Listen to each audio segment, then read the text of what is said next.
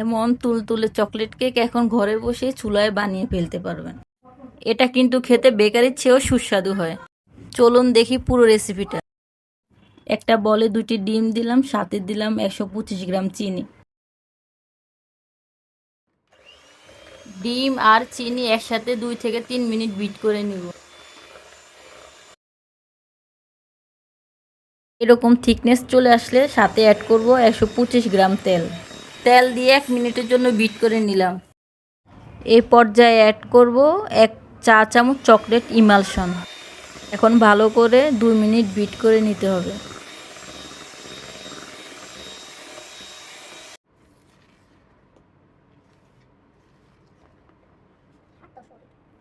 এখন অ্যাড করে দিচ্ছি 110 গ্রাম ময়দা, 15 গ্রাম কোকো পাউডার, 1 চা চামচ বেকিং পাউডার।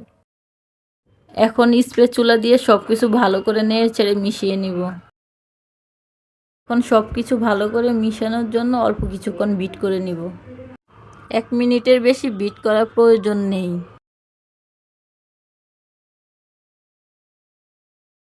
এখন মিক্সচারটা একটি 7 ইঞ্চি মোল্ডে ঢেলে নিব।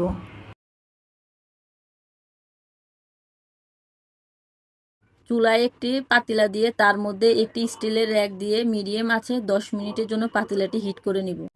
এখন মোল্ডটি পাতিলা দিয়ে 45 মিনিটের জন্য বেক করে নিব।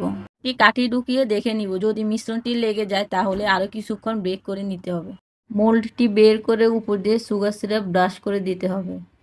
হয়ে গেল আমাদের মজাদার কেক। বাসায় তৈরি করে দেখুন, সবাই পছন্দ করবে। ভিডিওটি ভালো লাগলে লাইক শেয়ার করতে ভুলবেন না। পরবর্তীতে কী রেসিপি জানতে চান কমেন্টস বক্সে জানাবেন।